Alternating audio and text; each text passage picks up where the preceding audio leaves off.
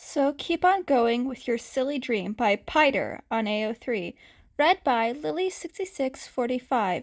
This fic may include mentions of suicidal thoughts. That is your warning. Summary. Coping with Izuku's new life again.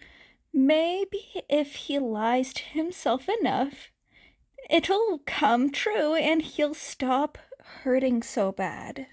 It was 6 a.m. People had begun their daily routines. Children walking to school, adults dreading a day of dull work. Limelight heroes had begun to patrol. It was 6 a.m., and Izuku was still out as Yahoo. Then again, nowadays it wasn't that unusual. He went out earlier, stayed out longer. He had no reason not to. It had taken him a while to figure it out. Too long. But Izuku didn't need to be himself. He was weak and selfish and nothing important enough to keep around. Yahoo, however, was important. He helped people, gave them hope. People loved Yahoo. No one wanted Izuku.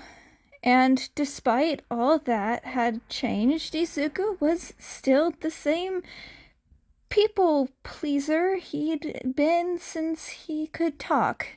Leaving the first time, it was for the better. Leaving the second time was the same, but acted as more of a wake-up call.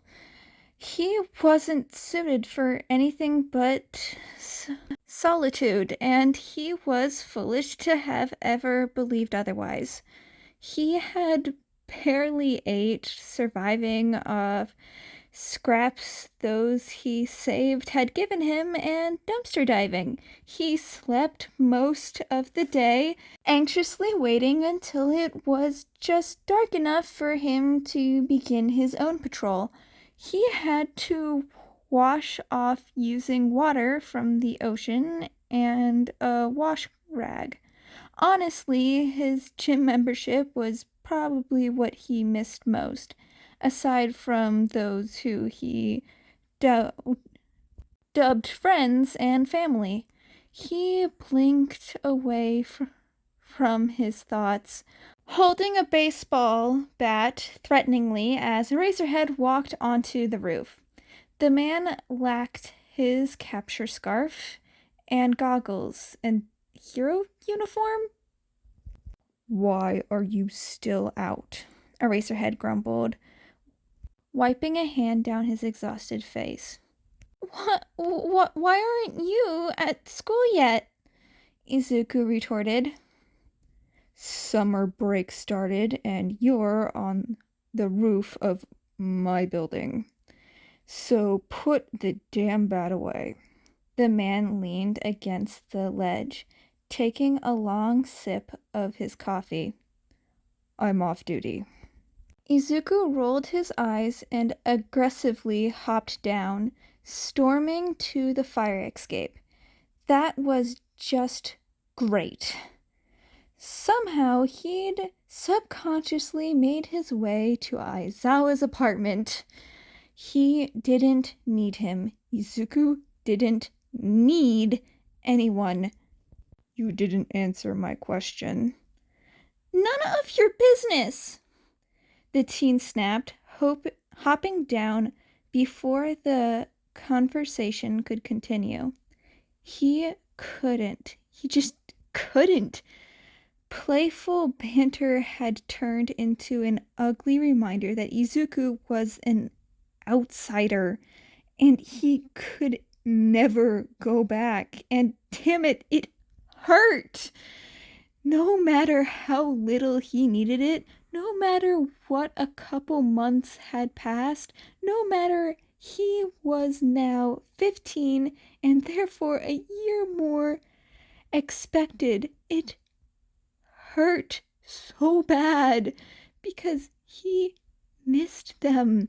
He chucked his bandana and goggles against the floor in frustration, ripping off his vigilante clothes and replacing them with sweatpants and a t-shirt. He shoved on his ugly shoes and scrambled away from his apartment. He ran a hand through his hair, freshly dyed black.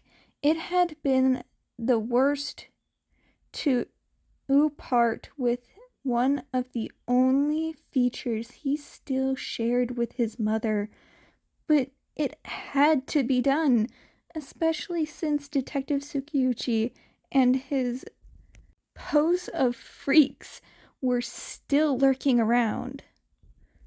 He jogged down to the store line of Takuba, proud today. It looked less like a dumpster and a little more like the beach it was. With all his free time, if he wasn't sleeping or showering, he was cleaning the beach. Before it only been a casual activity, there was little time between hanging out with his friends, work, research, and vigilantism. Now, though, he really only had to worry about vigilantism and research part. Well, and sneaking into the laundromat, but that was about it. Not that he could complain too much. It was a win-win, honestly. Izuku had found so many weapons. Hell, he'd even found a few canned goods and a nice pair of gloves. He attempted to drag a washing machine from its spot, buried in the sand. He only succeeded in cutting his hand, cursing at the stinging sensation. Izuku kicked it harshly in anger, then a few more times to be sure. He wasn't sure why. It wasn't like it'd change anything. For the first time since being discovered, Izuku felt a tear roll down his cheek. "Baby, wake up!" Inko called softly, carting her fingers carefully through Izuku's hair. "You don't have to," the underground hero reminded him. "You're welcome here." "You help! And I know that one vigilante really fucked with the heroes, but I don't think you're like that. You're a lot brighter than he ever was. You're basically a mini hero." Izuku's knees buckled under him until he was kneeling on the ground. His bloody hand gripped the sandy ground while the other clutched at his shirt. His head resting against the washing machine. Sobs wrecked through his body, loud and unapologetic. He just wanted to go home. That is the end of chapter 50. On to the next chapter. Chapter 51. On the flip side, am I gay? Summary. Is Hasashi gay? Hasashi yawned, slowly walking into the kitchen of his and Shota's apartment. And Shinso's, he supposed. Yeah, that was nice. Like a family. He sluggishly turned on the coffee maker before turning and cranking on the oven burner. Only a few minutes later, he heard shuffling footsteps as he cracked an egg over the pan. He smiled to himself. "Hey, Sho! Sleep good?" A grunt was all he received in response, but it was something, so he'd take it as a win. "Are eggs okay?" Another grunt. Thankfully, he was fluent in sleep-deprived and knew that yes, his best friend was fine with eggs. Shota only liked his eggs fried lightly, with salt and pepper. So this one would be Hasashi's, since it was already scrambled. He glanced back at their white counter. Shota sat on one of the stools, clearly exhausted. His eyes were shut, his messy dark hair contrasting sharply with his pale skin. In the morning light, like this, despite the stubble and the prominent scar on his cheek, it almost looked like he was glowing. He only wore a t-shirt rather than the usual long baggy shirt. He sighed into his arms, biceps flexing ever so slightly as he shifted. Hasashi recalled what it was like to have those soft lips against his, the scratch of Shota's stubble against his face. What the hell? Why was Hasashi thinking of that? He wasn't gay. He was totally straight. His roommate cracked an eye open, giving Hasashi a lifted eyebrow. And it was hot. Just like Shota's face was hot. Oh god, Shota was hot. He'd always known that, obviously. Beneath the hobo-ness and hard shell, his best friend was attractive. Anyone with a pair of eyes could see that. Zashi.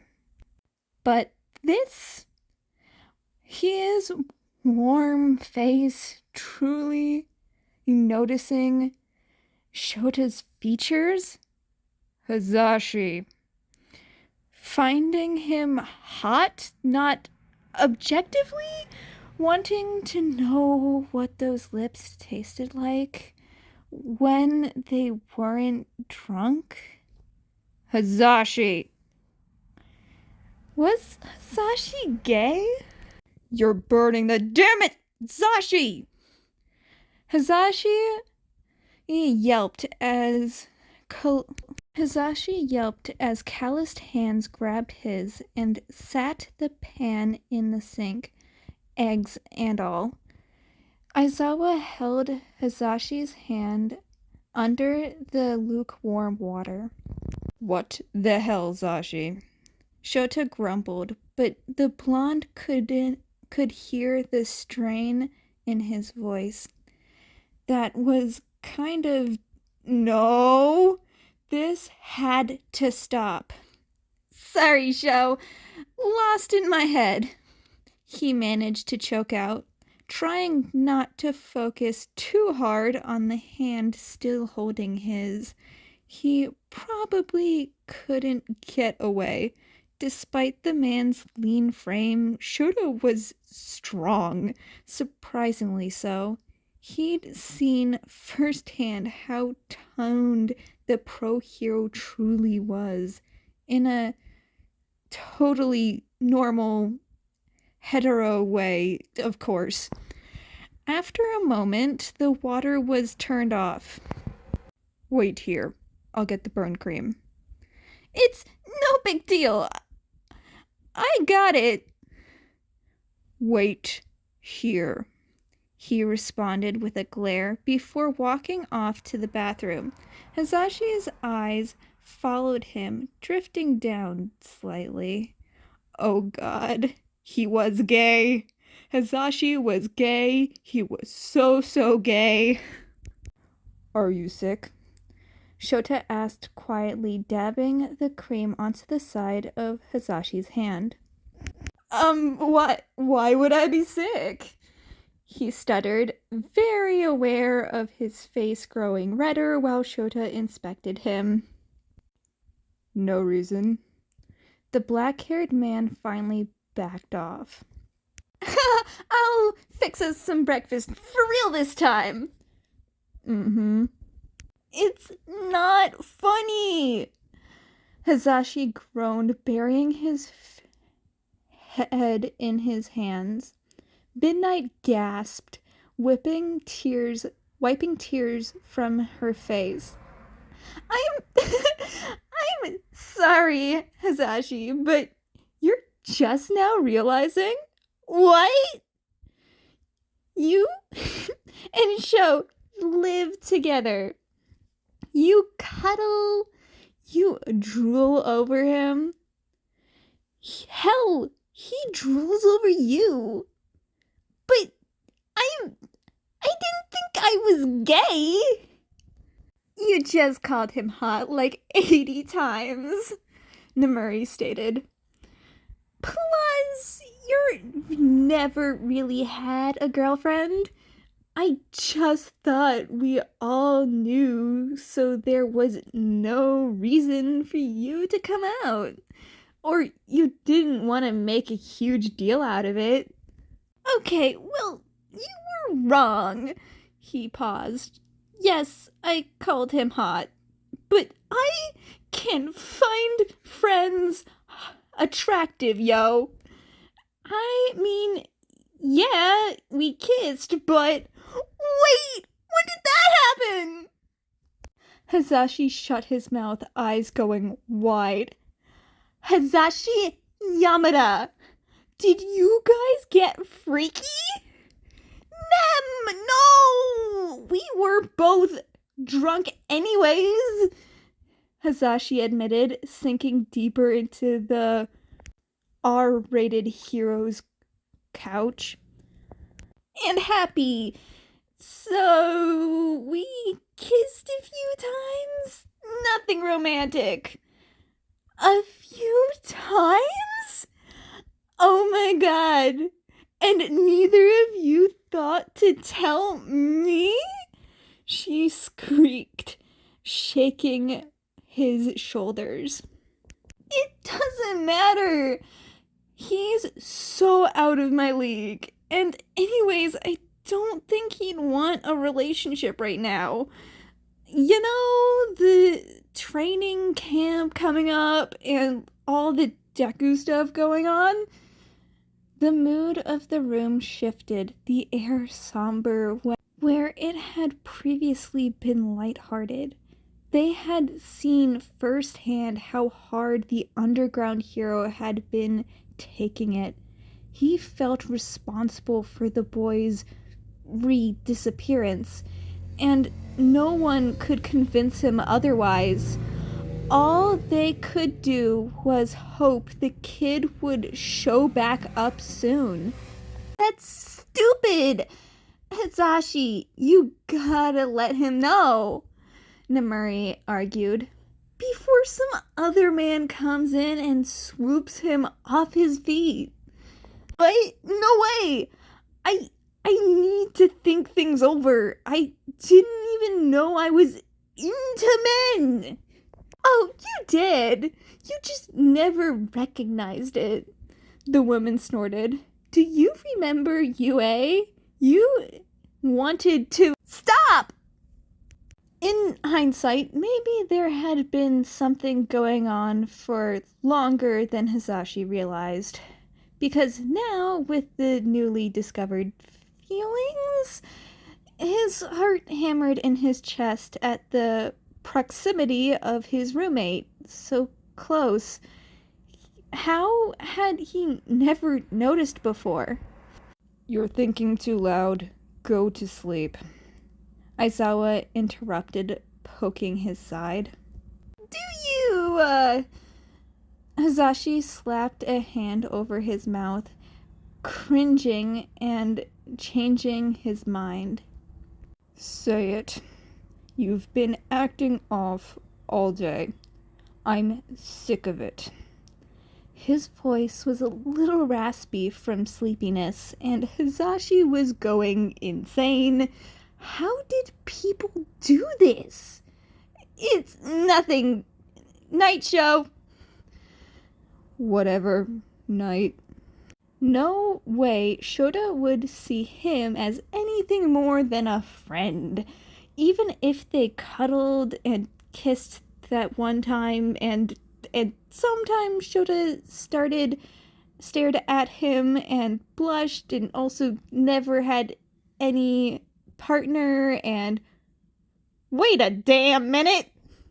That is the end of chapter 51 of So Keep On Going With Your Silly Dream by Piedr on AO3. If you like this, please go support the original author, link in the description below.